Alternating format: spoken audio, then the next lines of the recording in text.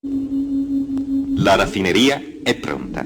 La morte di 3 operai della Saras di Sarroch in Sardegna, uccisi dalle esalazioni della raffineria mentre si occupavano di manutenzione, fa tornare d'attualità Oil, il film documentario del fotografo Massimiliano Mazzotta, che già nel gennaio 2009 denunciava i gravi problemi legati all'inquinamento e le carenze a livello di sicurezza sul lavoro per gli operai. La Saras, già prima della sua presentazione, aveva chiesto il sequestro del film. Il procuratore di Cagliari, Mauro Mura, ha invece aperto nei giorni scorsi un fascicolo a carico della raffineria proprio in seguito alla visione del film documentario di Mazzotta.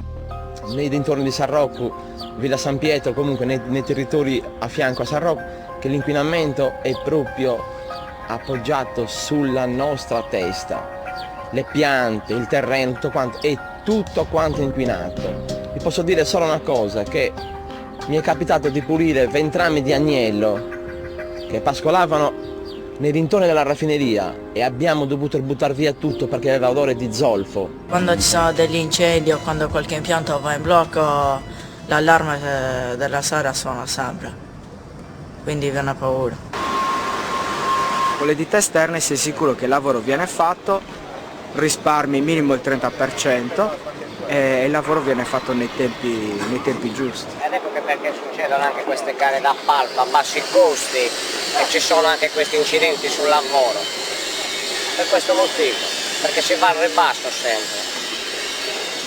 E quella ditta che si prende il lavoro a basso costo per stare nei tempi, turni massacranti, sicurezza ciao.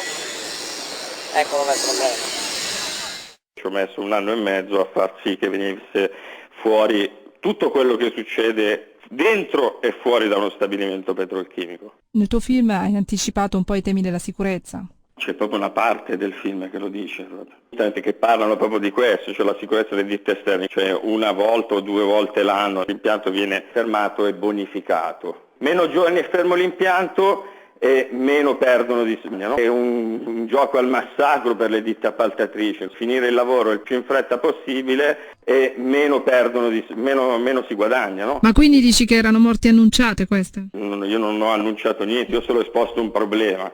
Se poi è successo proprio in Saras è perché evidentemente in questo momento doveva succedere lì come poteva succedere in un altro stabilimento. Il magistrato Mario Mura, che è il procuratore di Cagliari, è venuto alla prima il 20 febbraio all'Odissea, è ritornato dopo 2 giorni a rivederlo e poi ha aperto un'inchiesta grazie al film.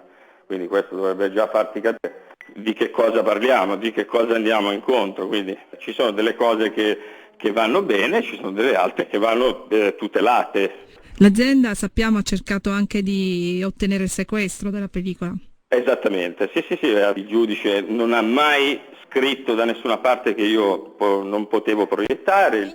Un altro incidente mortale sul lavoro, 3 operai hanno perso la vita questo pomeriggio all'interno degli impianti della raffineria Saras a Sarroch, che siamo in provincia di Cagliari. I 3, secondo le prime informazioni, si trovavano in un ambiente chiuso, un ambiente che si sarebbe poi saturato di esalazioni tossiche, sarebbero morti per intossicazione da azoto. Sul posto sono intervenuti i medici del 118, ma al loro arrivo i 3 operai erano in realtà già morti. Da quanto si è appreso sarebbero dipendenti di una ditta esterna che aveva in appalto alcuni lavori all'interno della raffineria. La Saras, di proprietà della famiglia Moratti, è tra le più grandi raffinerie d'Europa e rappresenta circa il 15% della capacità totale di raffinazione in Italia. Fuori dai cancelli della Saras ci sono almeno 1000 operai, tutti in sciopero. Chi ha sbagliato paghi, ripete qualcuno. All'indomani della nuova tragedia sul lavoro, al dolore si associa la rabbia e l'indignazione. I sindacati parlano di morti annunciati e per chiedere più sicurezza hanno indetto per oggi uno sciopero di 8 ore di tutto il petrolchimico in Sardegna. Accusano la Saras di far svolgere le mansioni più pericolose alle ditte esterne con turni massacranti di 13 ore per 6 giorni a settimana.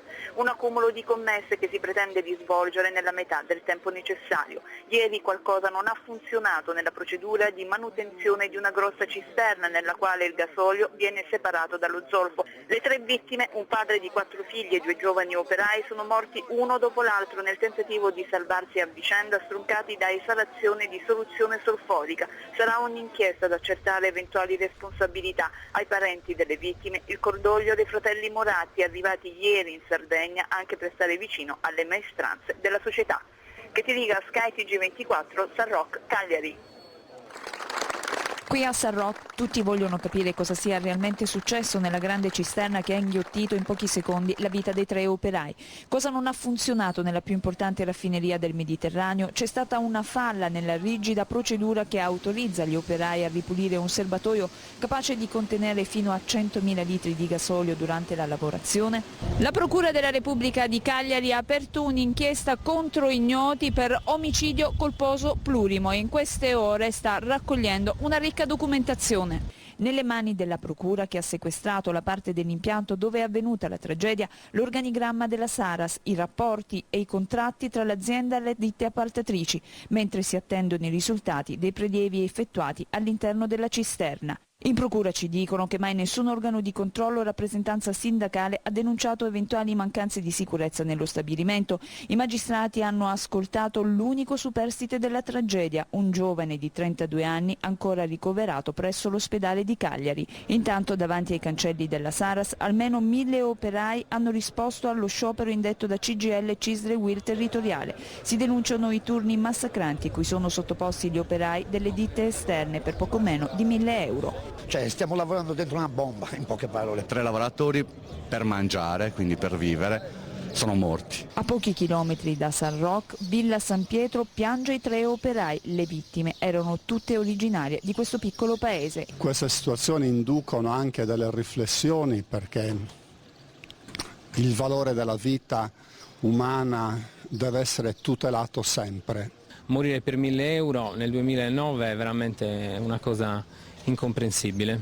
L'ultimo incidente nell'impianto nel 2007, ma a preoccupare anche i timori legati alla salute degli abitanti di San Roque. Si parla di un'alta incidenza tumorale sul territorio. Tutte quelle persone, ragazzini che sono ammalati di cancro nel paese di San Roque, c'è una percentuale molto altissima, di questo non ne parlano. Che ti riga Sky TG24, San Roque, Cagliari.